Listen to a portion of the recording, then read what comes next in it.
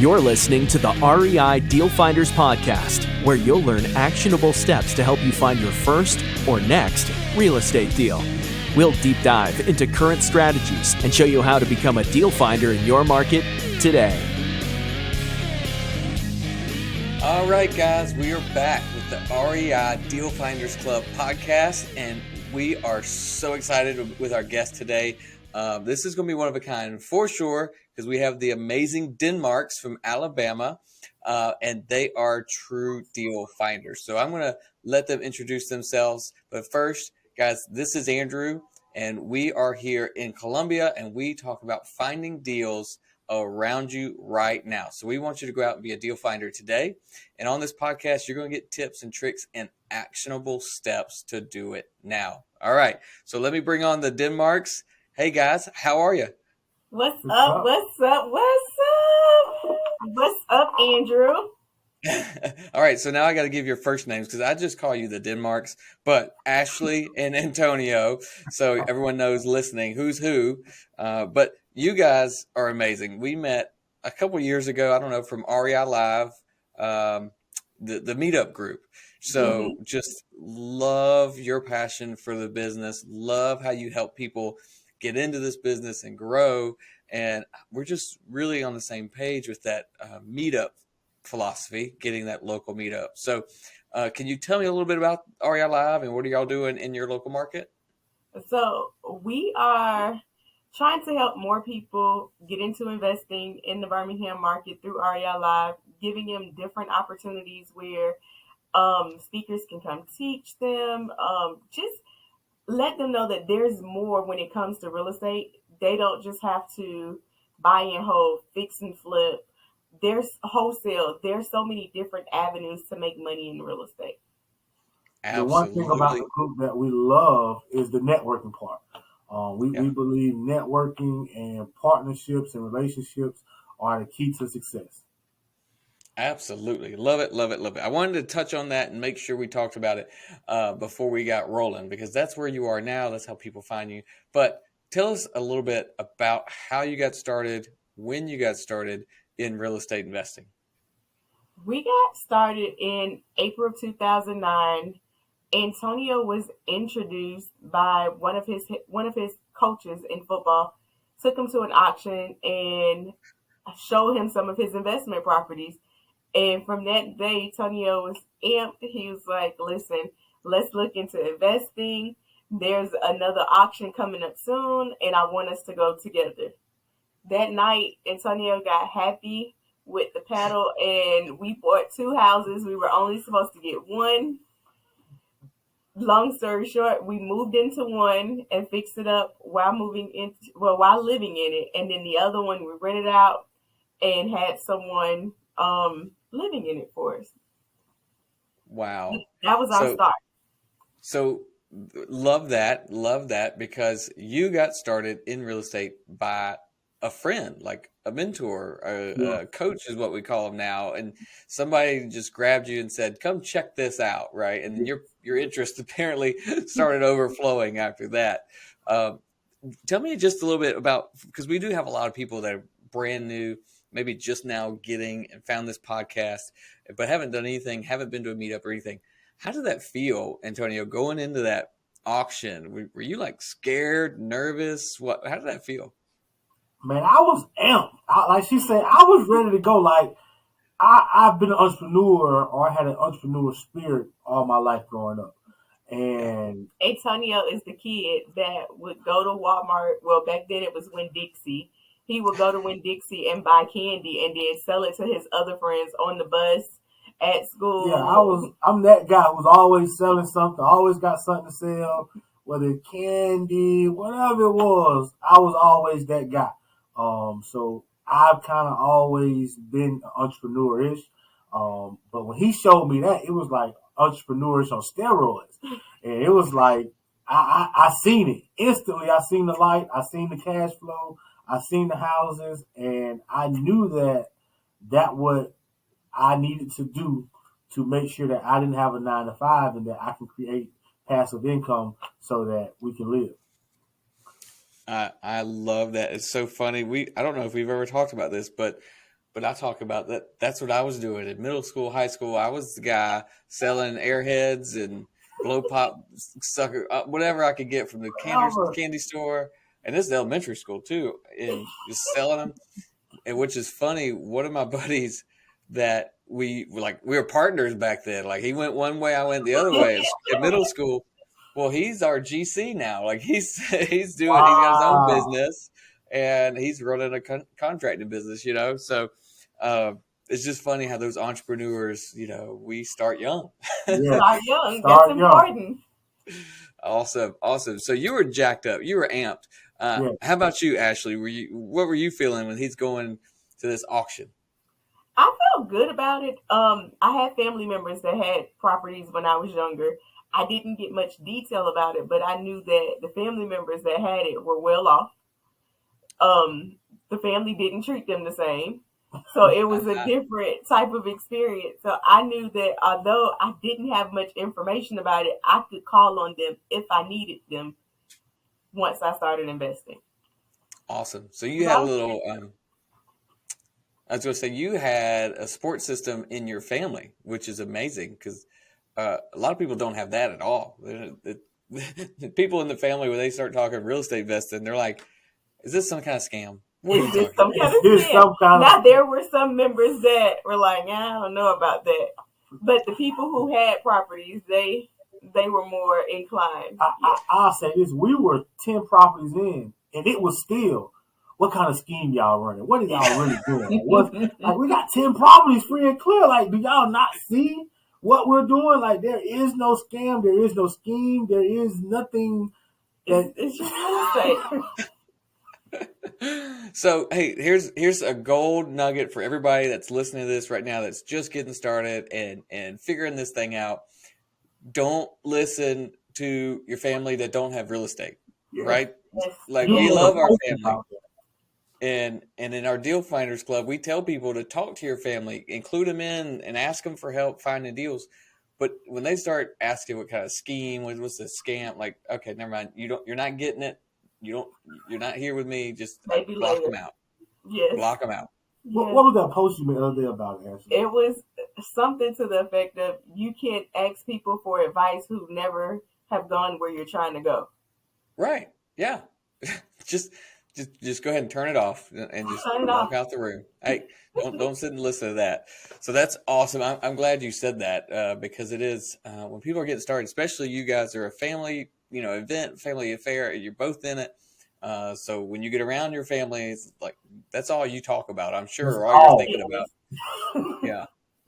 So tell me about how you acquired where'd you find those first property, that very first deal? The first two properties were at the auction that night. So you actually bought them. The second auction you went to, you bought two properties. Yes. Man. And let me tell you why it was a little easier. We had just graduated from college, and we're from Fort Lauderdale, Florida. So to go home, an apartment is $1,500 a month. Yeah. In an undesirable area. So to say I can take all my savings, put it together with Ashley, and buy two houses for $8,000 that has foundation, windows, a roof. That was a no-brainer. It was like a no-brainer for real.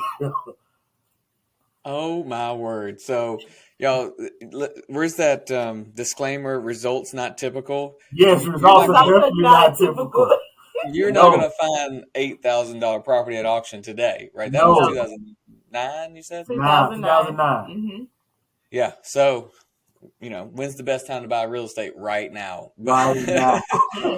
Yes. You could have waited. You could have been like, we're too young for this. We don't need that. This doesn't make sense. This is a scam. But y'all just went and did it. You took action. Now, let me ask you this, because I hear it all the time talking to people. How did you do that if you didn't know how to do a deed or a title or what mortgage insurance meant? How in the world did you buy a property at auction and not know exactly how you were going to do a subject to wrap or how the closing attorney was going to line everything out? How in the world can you buy a property and not know everything about it? I don't think we knew anything We knew about nothing it. about it. We hadn't even taken a course when we first bought this property. We Hallelujah. didn't even attend a 3-day boot camp at that point. Like, we just did it. We leaned on the people at the auction to tell us what the next steps were. They took us into the closing. They handled everything. We gave them the check. We had a vision. Walked out with the deed. I don't even know if we knew to keep the deed at that time. I think we probably put it in the safe. We surely didn't scan it, put it in. No. I hope you just don't shred it. That's Well, we don't own them anymore, thank God. Yeah. But yeah, I can't tell you, I know we know. didn't have any systems in place.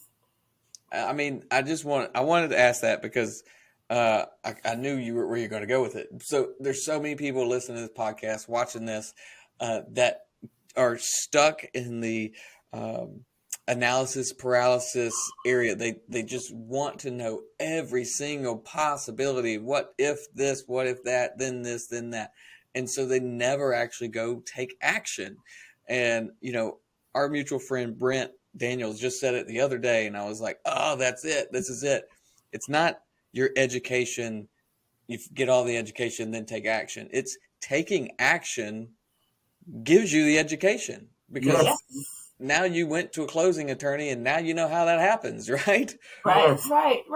Like we didn't know how to bring them money to the closing table. We didn't even know if it was a deal. First of all, we didn't even know if it was a deal. We just assumed at $4,000 the windows were at least worth more than $4,000. Right. That's all you need to know, right? That's simple math. It probably had a roof on it, so that's a roof on it. Like we hadn't even been in these properties. Like we didn't know what they looked like on inside. It was just the plan was, and don't laugh, whatever house they don't bid on, we gonna bid on, and that was the plan. And with the second one, I got a better deal on the second one than the first one, so I couldn't pass that up. I love it. So this is awesome, and I love your courage to go get started. I don't know if we've talked about this, but my story was very similar. Back in 2007, bought my first house, had zero idea what I was doing. I paid way more than you did. I got a terrible deal, but I still am here now, 15 years later, 100 units, and we sold that one last year, made great money. So you can still screw it up. The point is, you could screw it up in the beginning. And if you stay in it long enough and you become a deal finder and you're consistently out there finding deals, finding real estate, getting partners and mentors, you can fix it, right? Real estate is forgiven over time. Yeah. Everything's forgiven over time. You got it. So I want to ask you, or give some encouragement. You guys did all this with no 3-day boot camp, no help, no REI Live, no mentor. Well, you had a mentor, but he kind of was like, come check this out and write a check. Yeah. That's the way I started. The people today that are getting into real estate have so many resources, like so much around them that they shouldn't, there's no reason not to go take action, right? You can figure it out. You can listen to this podcast enough, listen to a few other podcasts, reach out to the Denmarks. Like, there are tons of resources where you can figure this stuff out, but we can't make you take action. So speaking of that, you did an awesome ebook for our listeners. Can you tell us a little bit about that? And then we'll put the link in the show notes. Absolutely. I want to give it to everyone that's listening for free. We wrote an ebook on exactly how you can get started in real estate without using any of your own money. So it basically walks you through the steps of getting financing, using creative financing so that you can get into a deal, you can get into a fix and flip loan, whatever type of deal you need to get into without using any of your own money. Love it. So again, that's just one of those things that we didn't have access to that when we started. And look at us now, right? So y'all, you can have a leg up, a step up on us, learn from all of our mistakes, learn from the things we've learned so that it doesn't take you 15 years to figure out how to get into real estate with none of your own money, right? Right. So I love that. We will put the link in the show notes later on. And so that's where y'all started. We talked a little bit about where you started and kind of how you got here. What are you doing today? What does your business look like right now? All right. So it's really simple. We do the BRRRR method. We buy.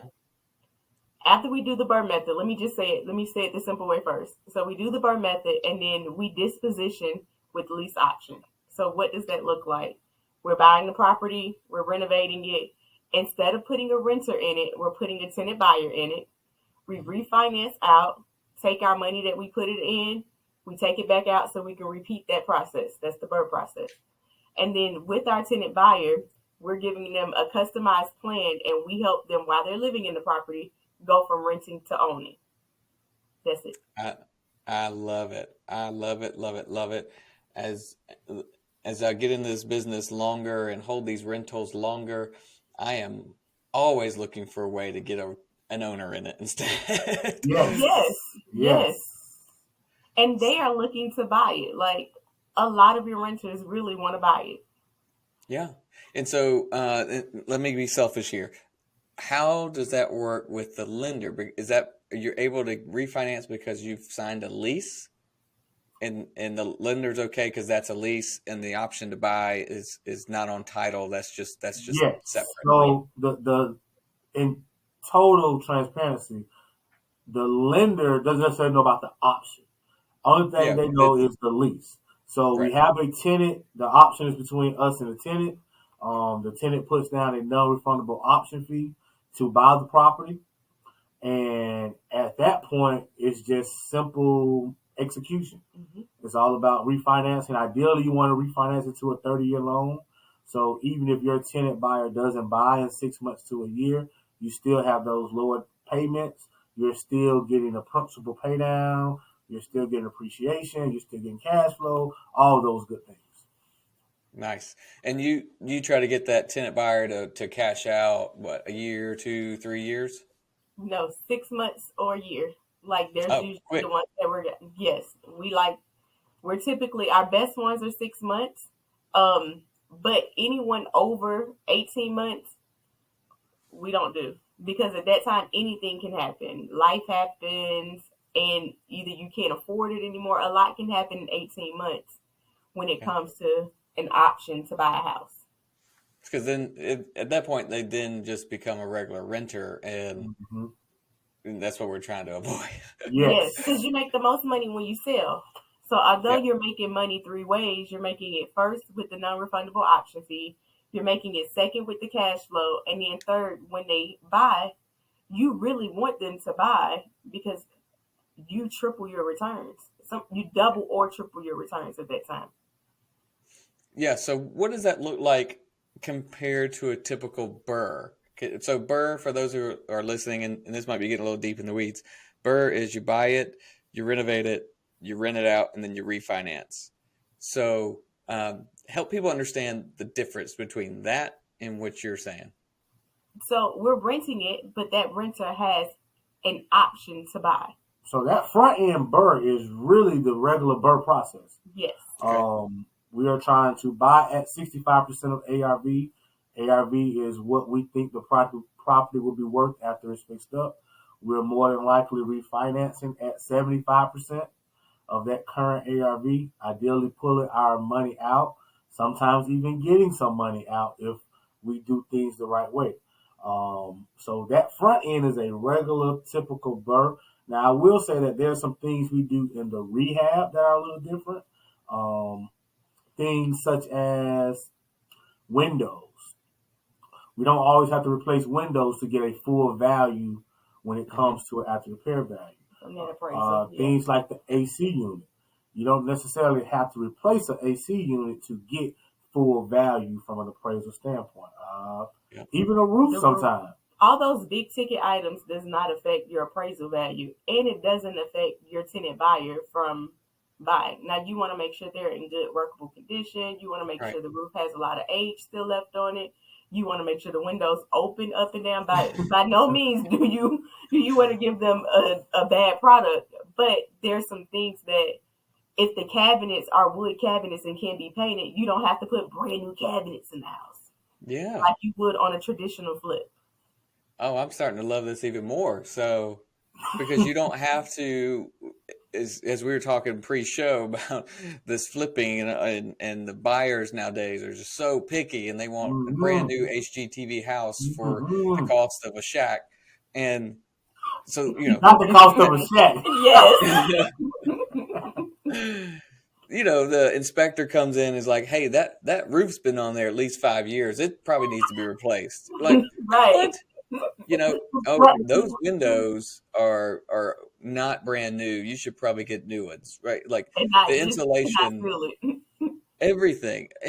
And so I imagine, and you correct me if I'm wrong, I imagine your tenant buyer is more flexible on those, like, not necessarily cosmetic, but the things that aren't, they're not hurting the house. The window's still open. The insulation's fine. The roof is holding the water out, still has 10 years. The HVAC is running and cooling. The water heater works. Although it may not be brand new, they're probably okay with it because they understand it works. Yes. And keep in mind, we still put nice cosmetic touches on. You're going to get granite countertop. You're going to have an open floor plan. You're going to get nice light fixtures. You're going to get a remodeled bathroom. Mm-hmm. So you're still going to get a good house. Just the big ticket items may not all be done. Yeah. Brand new. May not all be brand new. Let's say that. Right. Because they function, right? Yes. The psyche, the buyer mentality has changed over the last probably 10 years, where it's not like, if it's not brand new, then we can't handle it. Which doesn't make sense. Yeah. So that's awesome. I love what y'all are doing. I love it. As we get into this business, we've been doing it a long time. We've had a lot of renters. We've done a lot of flips, and this seems to be a nice marry between the two, where we still get deals. Like, we're finding deals every day, but flipping houses becomes stressful and time consuming, and finding tenants and renting houses. Well, sometimes, you can't find the best tenants, and then they tear up your brand new house. And so there's a lot of things that would be nice to systematize and kind of eliminate those risks. Yes. So it sounds like you guys have found that. That's awesome. Yes. And I'll say one thing about it is we're usually getting better quality tenants. Yes. Usually they are staying, I'm not going to say longer, but they're paying their rent on time because they don't want to lose their option fee. They don't want to lose their option fee. Also, in our lease options, anything under $500, they are responsible for. So we're not getting those maintenance calls once a month, every 2 months. Hey, my kid threw the ball into the window, so now it's broke. Yes. Hey, the garage motor isn't working. Like, hey, I need to service my AC unit. So, like, those things, we are preparing them for home ownership. Because once you buy the property, you can't call your landlord to fix those type of things. Yeah. Genius. I love it. And I bet you're selling it either at full market value or maybe a little above, because you're providing a service to help people buy that normally couldn't, right? Yes. Yes. So typically we are projecting out what it's going to be in that 6 months to a year process. So how much is it going to be worth? And they know upfront what it's going to be. It's not a change in between. They know upfront. And typically it's a push from what it is today. Right. Of course. I mean, it should be. That's awesome. Yeah, That's awesome. I love that. Kind of just like a sneak peek of how we price it is. As investors, a lot of time you always take the top 3 comps, divide it by 3, and that's your ARV. When it comes to pricing, we kind of take that top comp and put a little bit of extra on it, and that's our ARV when it's time to sell. That's your ARV. So you're pushing. Yes. Mm-hmm. Great. And so how are you, as guys, this podcast, I said at the beginning, we like to leave and give some actionable steps. People find ways that people can go out and find deals today and implement these things in their business. One thing that I know people are going to wonder, and I'm kind of wondering, like, how do you find those tenant buyers? How do you find those folks that fit this model? When I tell you it's so simple, Zillow, Trulia, Facebook Marketplace. The marketplace is hot. Referrals, like Facebook Marketplace is probably our number one lead source, and next is Zillow. Love it. So you just put it out there, hey, owner finance available, or do you call it lease option? Do people understand it? Lease option. I don't want them to think for at any chance they're getting a rent to own, they're getting a lease purchase, they're getting owner finance. This is a lease with the option to buy. Love it. So you use those words. That makes good sense, because if they understand that, then you're probably got somebody that gets it at least. Yes. We make them watch a video before they move in. Yes. Explaining everything. And then they have to sign that they understand it and they watch the video. So if we go back and there's some miscommunication you don't understand, remember that video. Here's where you sign. There's a video. We have a record. You watched it. Thank you. Yes. Oh, man, that is awesome. I love it. So last tip that we can give our listeners here is, where are you finding your deals today? So the beginning part of this, where are you finding your deals? How are you getting those? I'm going to steal Ashley's words. That's simple for us too. If you want some actionable steps, there's some actionable steps to where anybody can do this. Create an email. It doesn't have to be your business, a regular Gmail email. Yes.